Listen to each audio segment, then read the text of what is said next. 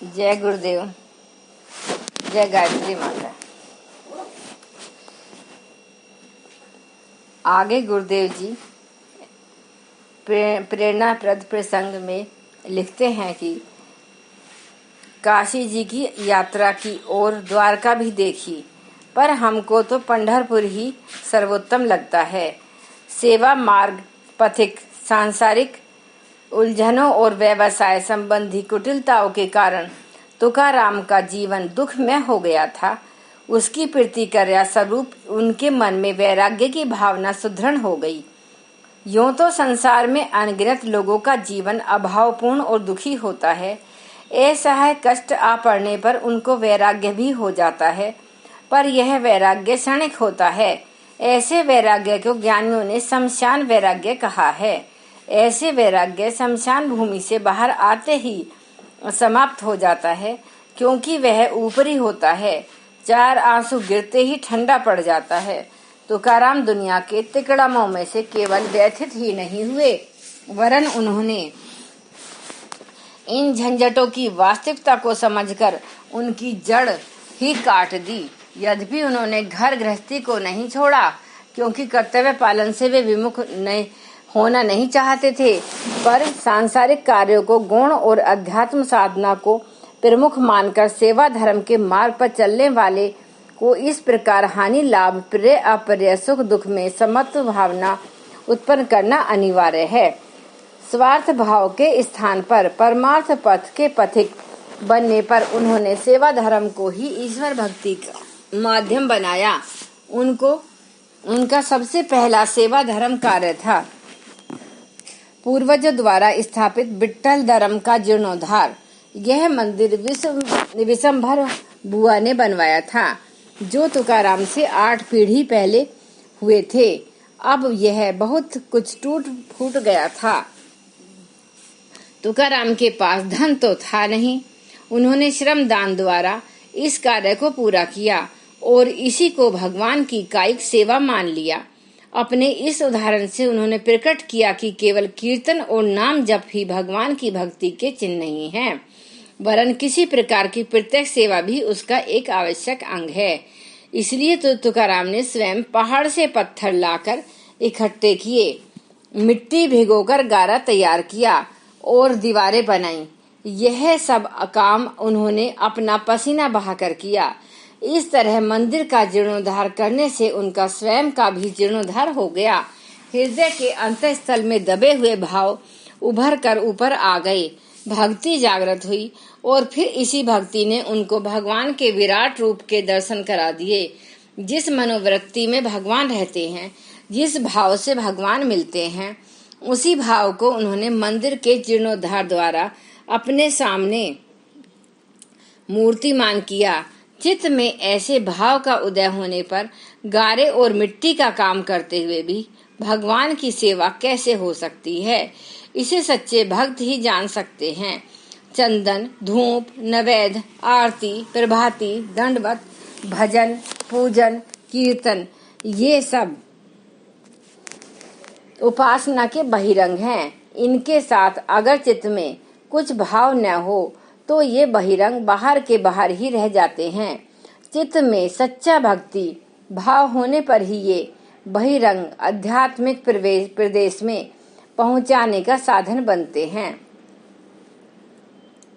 आत्मानुभव और शास्त्रीय सिद्धांत आरंभिक जीवन में तुकाराम कुछ पढ़े लिखे थे और गृहस्थ हो जाने पर भी वे केवल दुकानदारी का बही खाता कर सकने योग्य विद्या प्राप्त कर सके थे।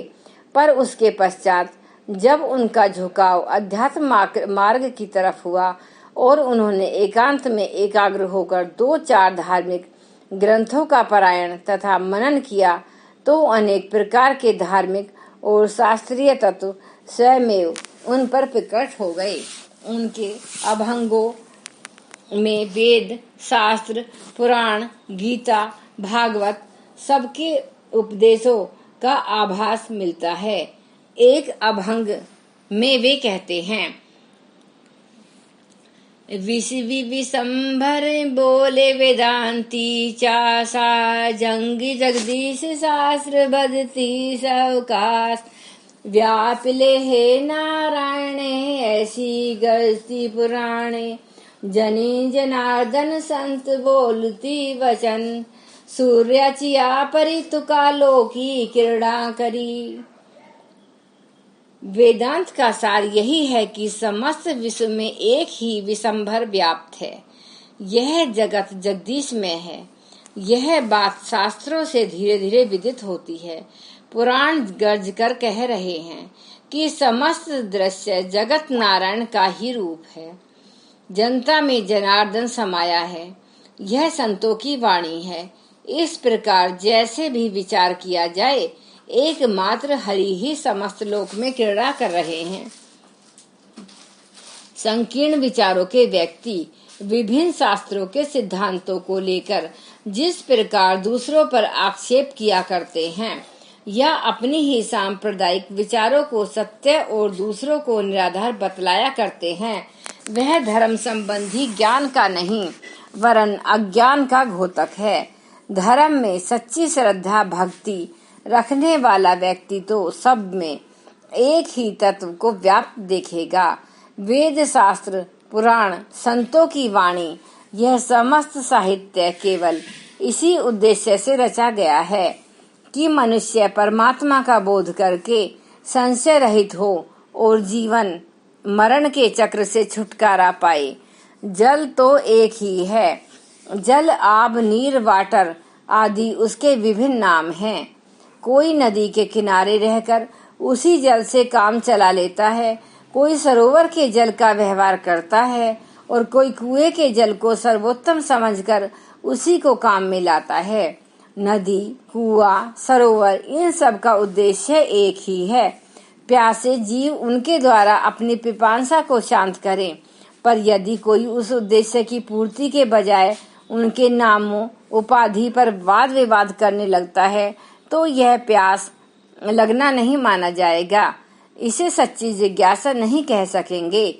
चोखा मेला माहर रैदास चमार सदन कसाई आदि बहुत नीच जाति के कहे जाते थे, पर सच्ची प्यास लगने से सत्संग द्वारा ज्ञान रूपी जल को पीकर कृतार्थ हो गए।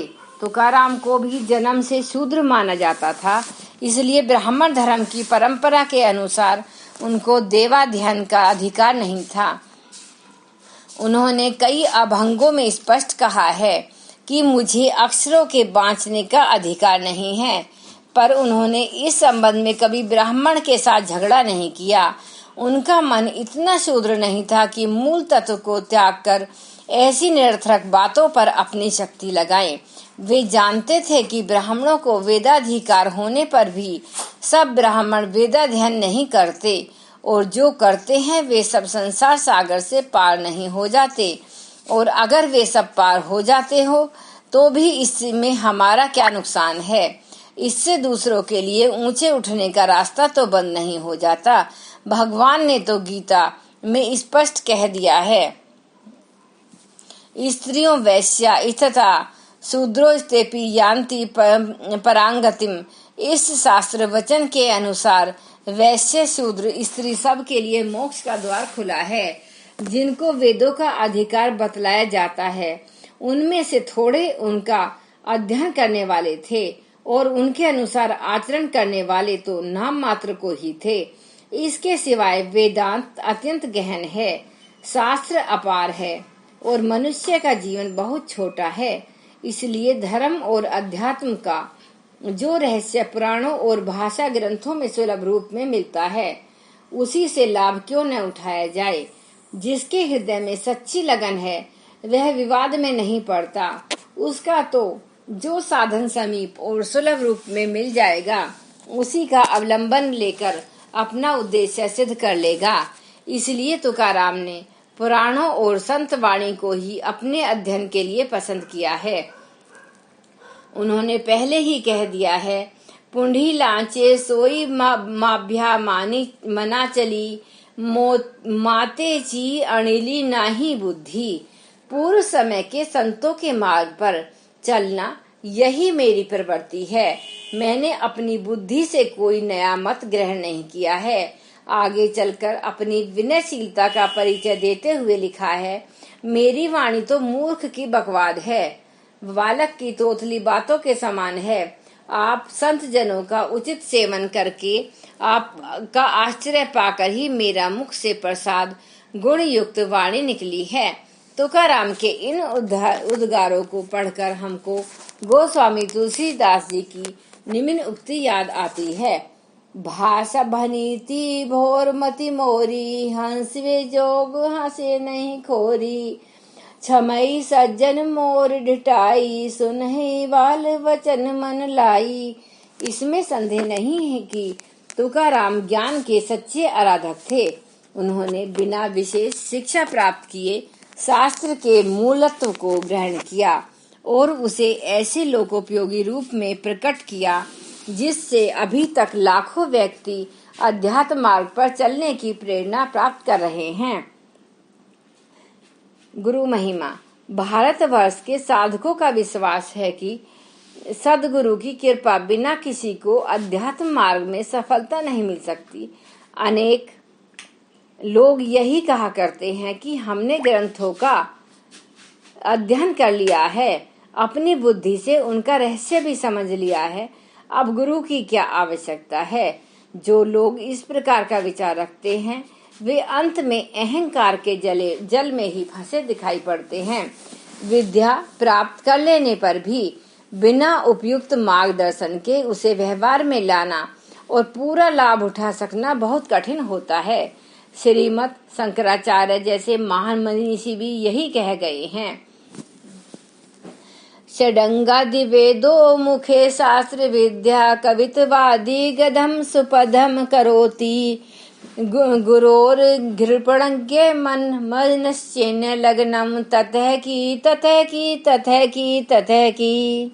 यदि तुमने 6 अंग सहित वेद और शास्त्र कंठस्थ कर लिए और बढ़िया काव्य तथा गद्य रचना करने लगे, पर गुरु के चरणों में तुम्हारा मन संलग्न नहीं हुआ तो सब निरर्थक है। तुकाराम अध्यात्म मार्ग के साधारण पथिक नहीं थे, इसलिए उन्होंने जो कोई मिल गया उसे ही सहज में गुरु नहीं बना लिया। अनेकों को कसौटियों पर कस कर देखा और फिर दूर से ही प्रणाम करके विदा कर दिया। जहाँ तहाँ ब्रह्म ज्ञान की कोरी बातें सुनने में आईं, पर उसके प्रत्यक्ष लक्षण कहीं देखने को नहीं मिले। उन्होंने बार बार दीनता पूर्वक सद्गुरु के लिए पुकार की, पर उनको सर्वत्र दिखावटी पहाड़ और नींव रहित दीवारें ही दिखलाई पड़ी। तुकाराम चारों तरफ पाखंड और दंभ देखकर चिढ़ गए और उन्होंने ऐसे दंभी संतों की अपने अभंगों से खूब खबर ली। काम क्रोध लोभ चिति वारी वारी दावीती विरक्ति, तुका महेश शब्द ज्ञाने जग नाड़ियले तेड़े। रिद्धि सिद्धि चे साधक वाचा सिद्ध होती एक, त्याचा आम हासो कंटाला पाहो नावड़ती डोला। दाव निवराग्य ची कला भोगो विषयांचा सोहरणा। ज्ञान संगतो जानांसो अनुभव नाही आपणों सी। चित्त में तो काम क्रोध लोभ भरा हुआ है, पर ऊपर से व्यक्त का सा भाव प्रकट कर रहे हैं। ऐसे गुरु कोरे शब्द ज्ञान से दुनिया को धोखा देते हैं। कोई रिद्धि सिद्धि के फेर में पड़ा है, कोई वाक सिद्ध बनता है। इन सब से मेरा मन उपाराम हो गया है, उनको मैं देखना भी नहीं चाहता। वैराग्य की चमक दिखलाते हैं पर स्वयं विषयों में लिप्त है। लोगों को ज्ञान सिखलाते हैं पर स्वयं कुछ अनुभव नहीं रखते। ऐसे दंभी अधकचरे और गुरु बनकर पेट भरने वाले संत जगह जगह बहुत से मिल गए हैं, पर तुकाराम के ही शुद्ध और सूक्ष्म बुद्धि को सच्चे और झूठे की परख करते कितनी देर लगती है। उन्होंने उसी समय कह दिया, भजन और स्तुति रचने वाले संत नहीं हैं, संतों के परिवार वाले भी संत नहीं हैं। अपना घर भरकर दूसरों को वैराग्य का उपदेश करने वाले संत नहीं हैं। केवल कथा वाचने वाले, कीर्तन करने वाले, माला मुद्रण धारण करने वाले, भस्म लपेटने वाले, जंगलों में रहने वाले अथवा जप तप करने वालों भी संत नहीं हैं। ये सब बाहरी लक्षण हैं। इनमें किसी की आध्यात्मिकता साधुता प्रकट नहीं होती।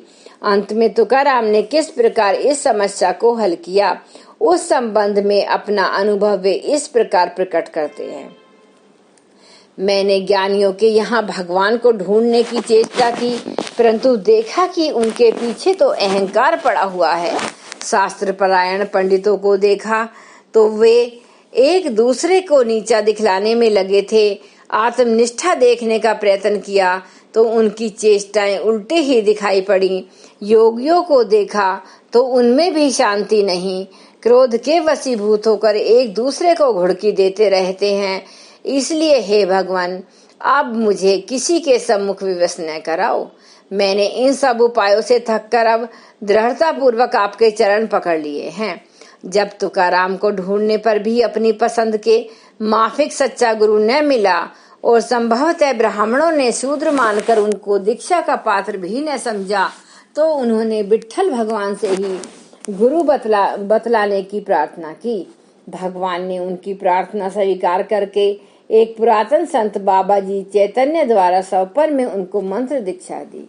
देवलाई, इस संबंध में एक अभंग ने कहा गया है, गुरुदेव ने सचमुच मेरे ऊपर बड़ी कृपा की, पर मुझसे तो कोई सेवा न बन पड़ी। स्वप्न में इंद्रायणी की तरफ से स्नान के लिए जाते हुए मार्ग में वे मिले और मेरे मस्तक पर हाथ रख दिया। उन्होंने भोजन के लिए एक पाव घी मांगा, पर उसे लाना तो मैं भूल गया था। फिर कोई अनिवार्य आवश्यकता आ पड़ने से वे शीघ्र ही चले गए और मुझे गुरु परंपरा का नाम इस प्रकार बतला गए कि प्रथम गुरु राघव चैतन्य, उनके शिष्य केशव चैतन्य और फिर अपना नाम बाबाजी चैतन्य बतलाया। मुझे रामकृष्ण हरि मंत्र दिया। महासुदी दशमी गुरुवार को गुरु का वार समझकर मुझे स्वीकार कर लिया। तुकाराम ने स्वपन दीक्षा देने वाले अपने गुरु का जो परिचय दिया था वह काल्पनिक नहीं था। मराठी के चैतन्य कथा कल्पतरु नामक ग्रंथ में लिखा है कि राघव चैतन्य एक बड़े तपस्वी हुए थे। उन्होंने मांडवी में पुष्पवती नदी के तट पर वर्षों तक घोर तपस्या की थी। उनके शिष्य कृष्ण चैतन्य हुए। एक बार किसी घटनावश उन्होंने हैदराबाद के निजाम को कुछ चमत्कार दिखाया, जिससे वह इनका भक्त हो गया और इनके सम्मानार्थ 2 स्मारक बनवाए। इन्हीं केशव चैतन्य के शिष्य बाबाजी चैतन्य हुए, जिन्होंने तुकाराम को स्वपन में दीक्षा दी। सिद्धि को भी साधना करने की आवश्यकता।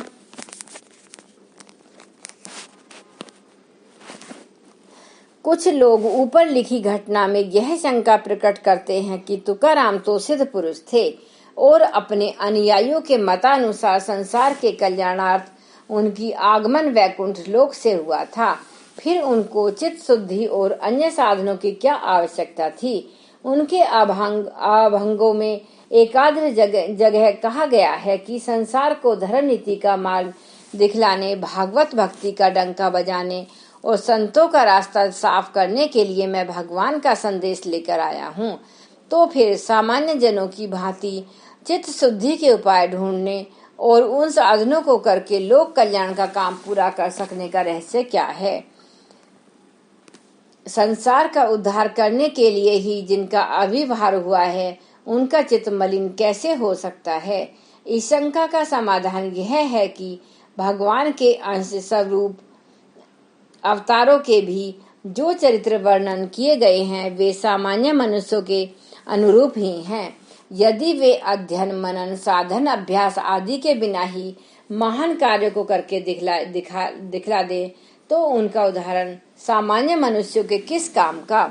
संभव है उनको कुछ विशेष देवी विभूतियां बाद में प्राप्त हो जाती हों, पर मनुष्य देह धारण करने पर उनको मनुष्य व्यवहार ही करना चाहिए। महात्माओं के 2 अंग होते हैं। महात्माओं के चरित्र के 2 अंग होते हैं, एक देवी और दूसरा मनुष्य।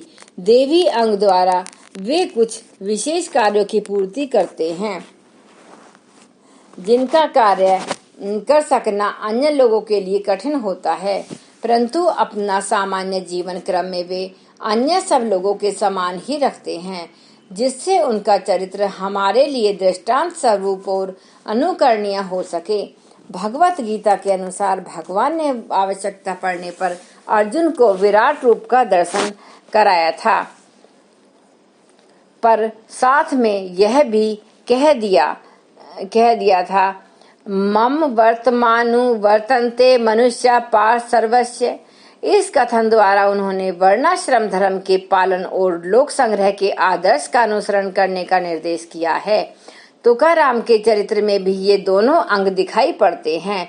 उन्होंने बिना किसी विशेष प्रभाव के महाराज शिवाजी और ब्राह्मण तत्व के अभिमानी सुप्रसिद्ध पंडित रामेश्वर को अपना अनुयायी बनाकर अपनी देवी शक्ति का परिचय दे दिया, पर वैसे सदा बिल्कुल सामान्य और गरीब गृहस्थ की जीवन की तरह जीवन बिताया। शारीरिक परिश्रम करके उदर निर्वाह किया। आजन्म गृहस्थी की कठिनाइयों को सहन करते हुए स्त्री बच्चों का भी पालन करते रहे। ये बातें उनकी बहुत बड़ी विशेषताएं और महानता हैं। यदि वे संसार को त्याग कर साधु अथवा चमत्कारी बाबा बन जाते तो उनका चरित्र जन साधारण के लिए निरुपयोगी होता। लोग उनके प्रति श्रद्धा भक्ति रख सकते थे, पर उनका अनुकरण करके कोई लाभ नहीं उठा सकता था। पर उन्होंने अध्यात्म मार्ग में उच्च कोटि की योग्यता प्राप्त करके भी अपना जीवन और रहन सहन एक साधारण गृहस्थ के समान बनाए रखा। यही सबसे अधिक महत्व की बात है, जिससे सामान्य व्यक्ति भी शिक्षा ग्रहण कर सकते हैं। धन्यवाद। सभी श्रोतागणों से मेरा विनम्र निवेदन है कि पंडित श्री राम शर्मा आचार्य जी द्वारा लिखित प्रेरणाप्रद प्रसंग को अच्छी तरह जानने के लिए आप इसका पहले वाला भाग जरूर सुनिएगा। धन्यवाद। अब एक बार गायत्री मंत्र का उच्चारण हमारे साथ साथ। ओम भूर्भुवः स्वः तत्सवितुर्वरेण्यं भर्गो देवस्य धीमहि धियो यो न प्रचोदयात्। जय गुरुदेव, जय गायत्री माता।